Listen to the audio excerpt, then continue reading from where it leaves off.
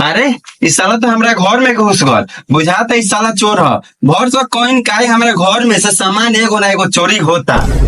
एक मतलब रोज ये सरवा घुसता रह भैया के बुला के रंगे हाथे पकड़ता।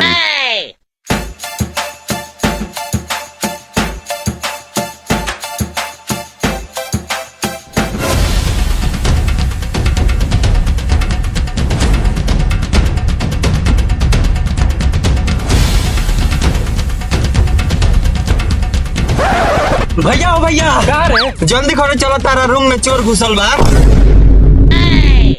का रे भौजी नहीं रहू की घर है? चुप साला, तोरा खाली मजा कर रहेला।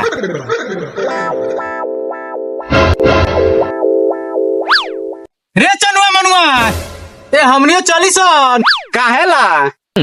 ए तनी हाथ खजुआत रहलो को हमनियो साफ कर लेती सन। चलो सन चलो सन।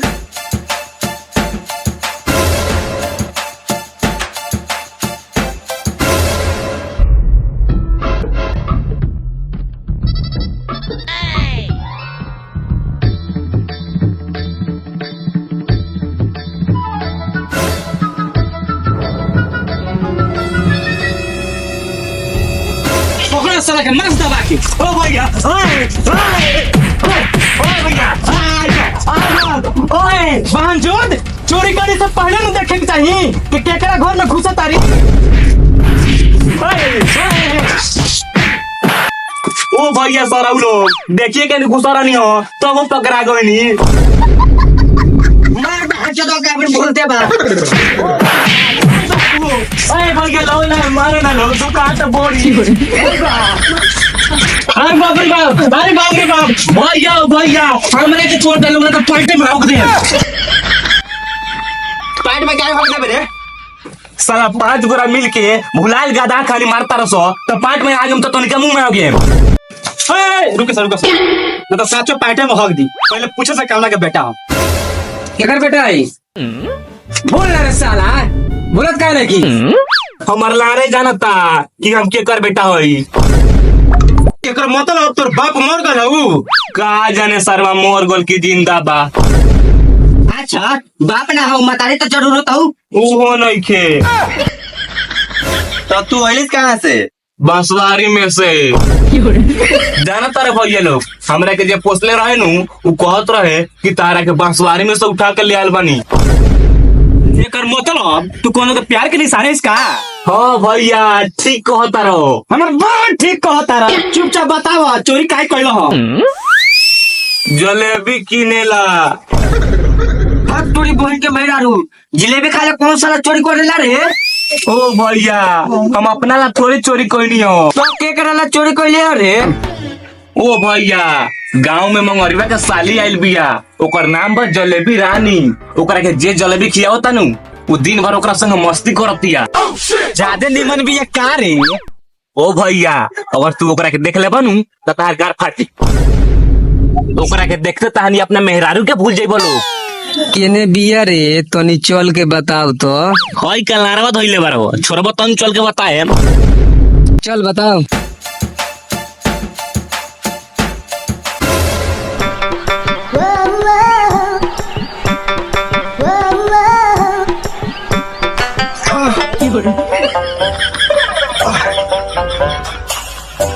एक करे जा और खिलाई।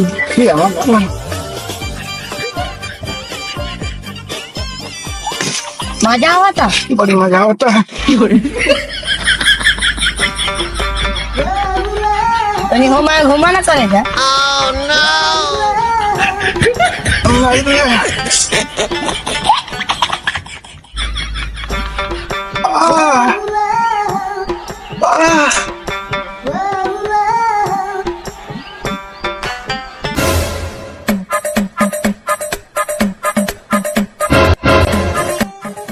बाबू अभी छोट बड़ा छोड़ा ना बात।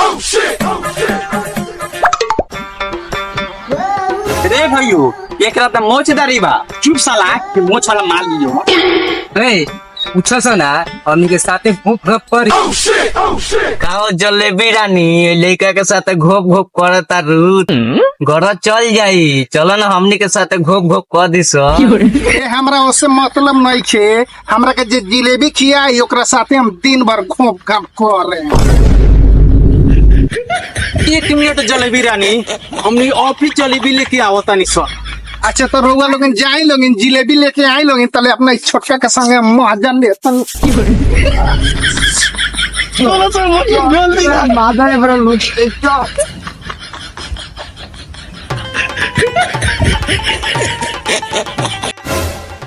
ओ भैया सार लोग 2 घंटा पकड़ के उकले बारा लोग हमू चली पैसा नहीं के जलेबी खरीद दिया लोग। चल रे सरवा चल, तू बहुत पानी में हाथ धो लिए।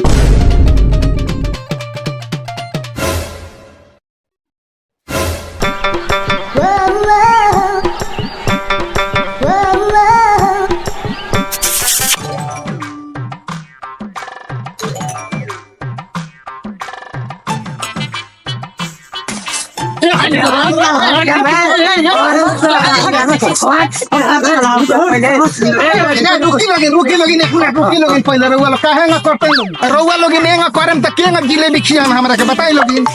ए जिलेबी रानी हई देखो हमने जिलेबी लेके आ गई निसो त खाना काहे बानी खियावे को त खियाई ना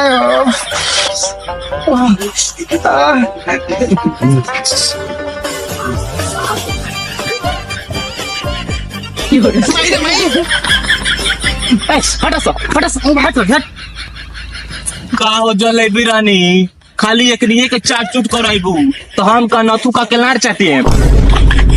बात बुरी नतु का कोहिया ना मर गइलन आओ हमर चाट ले।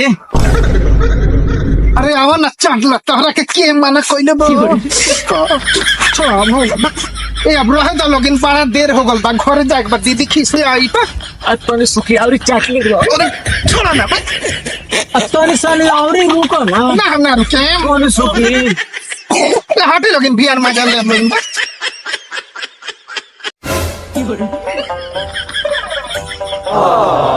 भोसरी खरे लंडबा धोखा देके चल गए रे दादा। बाक बुरी पूरा पाठ है भीज गोल। चलो सन फिर भी आना के मजा ले बोल चलो चलो चल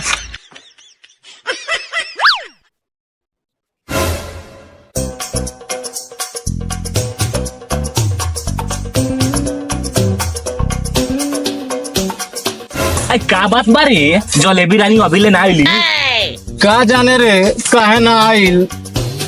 हमार बात माना सन चलो सब महू के द्वार पर देखो लोग का होता। सातो रे चलो चलो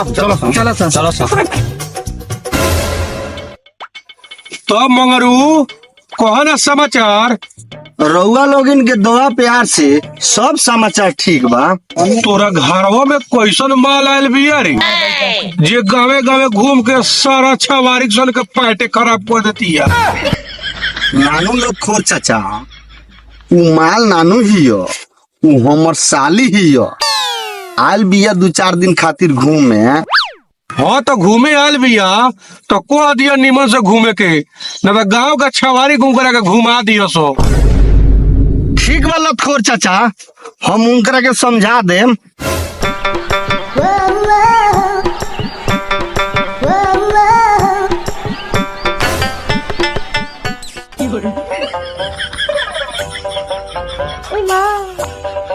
ए मगरुआ तोर साली तो बम बिया रे बम।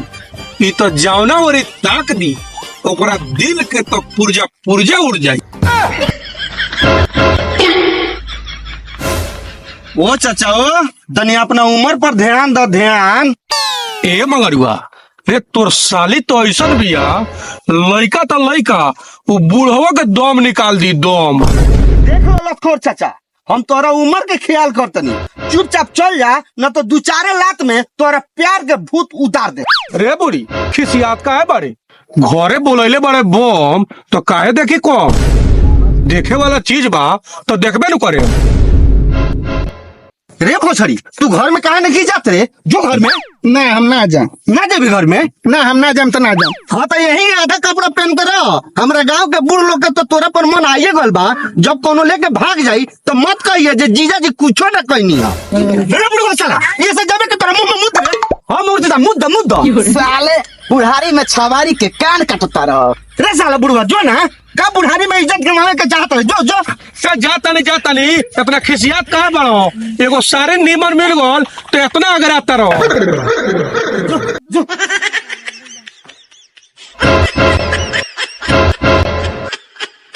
देख लो चाचा ई बूढ़ आदमी एक चाल है।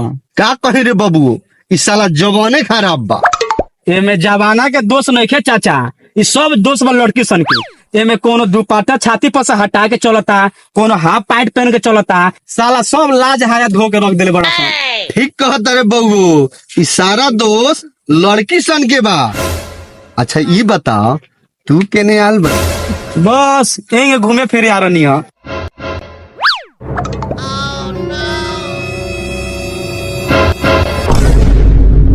रे साला तुहनी के कहा रे?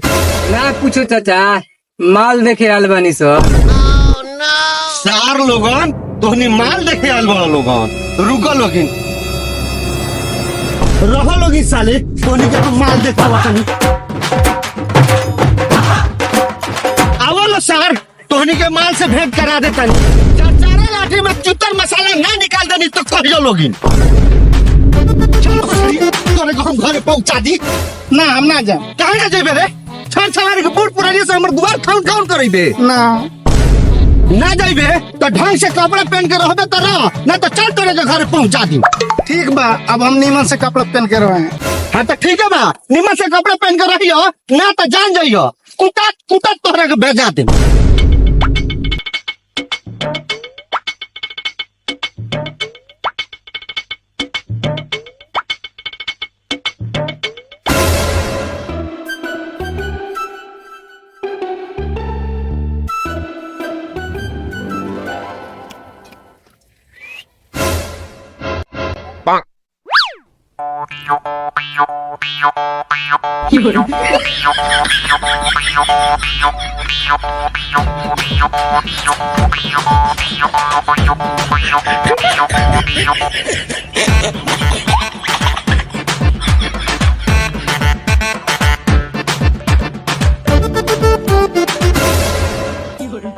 कहाँ रहनी है इतना दिन से?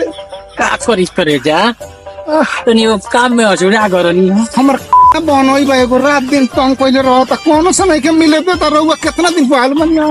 अच्छा भागल बनी मन भर ऊखी जियान करल जाई।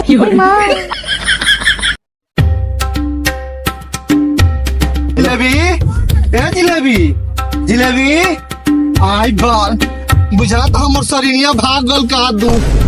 आई बाल देखा लो भाई लोग तोहनियों का घरे साड़ी नाई नू तो छोट छोट कपड़ा मत पहन लोग, ना तो जेंगे हमर साड़ी भाग गल वही में तोहनियों के साड़ी भाग जाई।